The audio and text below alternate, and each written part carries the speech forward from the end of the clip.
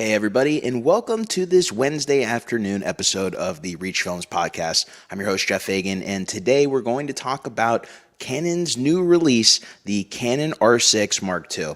Now, I can't say it was a well-hidden release. A few days ago, there started to be rumors coming out that there was going to be a Canon M6 Mark II. Some of the rumors were on point. Some of them were a little far off, like the R6 Mark II sharing the same sensor as the R3, which ended up not being true. But the Canon R6 Mark II is an interesting release because, as I said in the title, is this an update or is it an upgrade? And so today I'm going to talk to you about my thoughts on the Canon R6 Mark II as a previous Canon R6 owner. If you didn't follow my last live stream, I literally just sold my Canon R6 earlier this week. Before I even heard about the rumors of the Mark II coming out, and the day I sold it, I happened to see the rumors. But spoiler alert, it's not going to cause me to go out and rush out and buy the Mark II. But I'll get into that and more today. So if you're here live, and if you're listening to the podcast, make sure to subscribe to the YouTube channel to be here live so you can join us in the comments section as we're talking about these new camera releases and talk about whatever you all want to talk about after we're done talking about the R6. But without further ado, let's jump into the R6 and talk about what is new about this camera. So right here, I pulled up the Canon page, and as you can see, the brand new R6 has a 24.2 megapixel sensor, where the old R6 had a 20.1 megapixel sensor. But for photos, doesn't really make that big of a difference when it comes to megapixels. What's new about this is it has the Digic X processor. It's got the raw bursts up to 30 frames per second. But what's new on here is the detection of people, animals, vehicles, 6K oversampled video in both 4K, 24, 30, and 60. So just like you had oversampling in the 4K video modes on the R6, you're getting oversampling on the Mark II, but it's 6K on the Mark II. So that is what I'd like to call an update because it's not like, 8K, 7K. It's not that much further away from where the R6 was, but it is definitely more. And then it has the same image stabilization that was in the R5 and the R6. That's not too new. The autofocus does seem to be the autofocus from the R3 and the R7, so it may have a little bit better autofocus than the prior R6 had. And then also there's the ability to shoot 6K RAW out of this camera, which, in my opinion, I think that's the only thing that I would call an upgrade versus an update in this whole Canon R6 Mark II release, because you couldn't shoot any RAW video before in the R6, in the original R6, and that was a complaint that I've had in many of my videos, that they should have been able to let us at least shoot like 5K RAW out of the HDMI, and Canon did listen. They're giving us 6K, but the few reservations I have on it, which is why I'm not going to rush out to buy one, but I may rent one, is what is the image quality of this 6K RAW coming out of the HDMI? Is it going to be processed as C-Log2 like a lot of the other 6K that's coming out? Which external recording companies are going to make recorders compatible with this? Is this just going to be Atomos, which means we only have ProRes RAW, or is Blackmagic going to make their recorder compatible with the R6 Mark II, and are we going to be able to get B-RAW and ProRes RAW? I don't know. So there's a few questions I would have before, really jumping in and saying 6K RAW is the end-all, be-all. We really would have to see what it looks like. I just have no clue because they have not told us.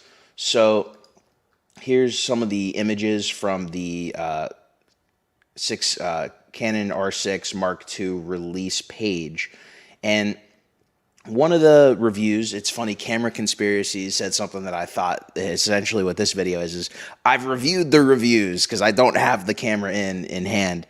And, although I think the R6 is a big update, let me pull this off. Although the R6, I believe, is a really nice update, or the R6 Mark II is a nice update from the Mark I, The one thing I would have to say about the Mark 1 that I think is still kind of true for the Mark 2, even though they've improved the video features, was that the reason I sold the Mark 1 is it was real, even though it was a photography and videography camera, it offered both features. It really catered to photography first, or at least more than the video features, especially with the overheating and whatnot. On this camera, the R6 Mark II, it seems like they've improved the video features. They made them a lot better. There's no crop in the 4K up to 60 video modes anymore.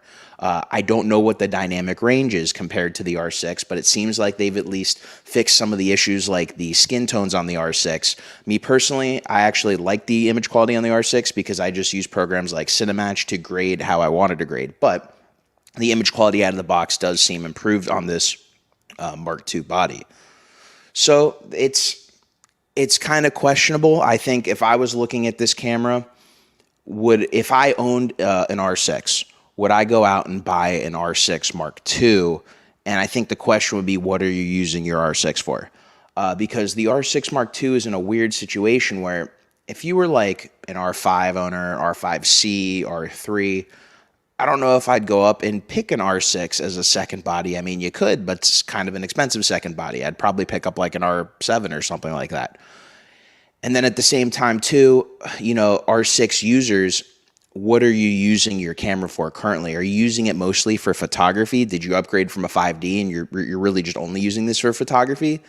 I don't know if the upgrade to the Mark II is going to be worth it. I know that there's a higher burst rate mode when using electronic shutter in the Mark II, but you have more rolling shutter in the electronic shutter mode. So is the extra 4 megapixels worth it? I would probably say probably not. However, if the Canon R6 is if you're using it for video, and it's your only camera, and you're doing this as a business, then yeah, I probably would get an R6 Mark II if that's kind of the budget that you're looking at. You don't want to necessarily go out and buy an R5 or an R3 or an R5C, C70.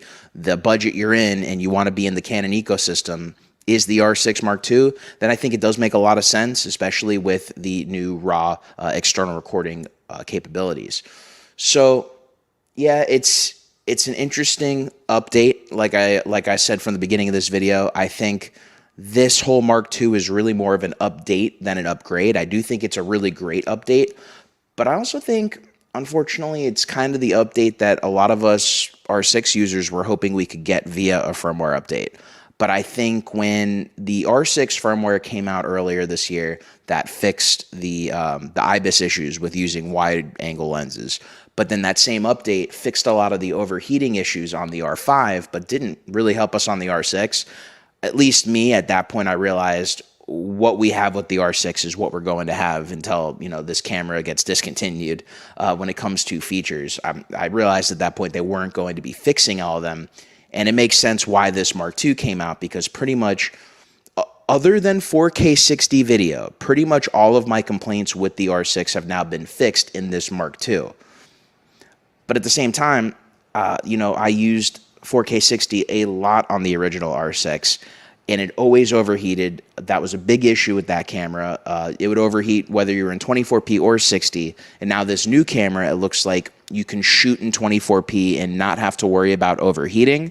But in 4K 60, you are still going to overheat after around 40 minutes. Now, I know that there was tests. DP Review did a test indoors, and they did 4K 60, and it lasted over an hour.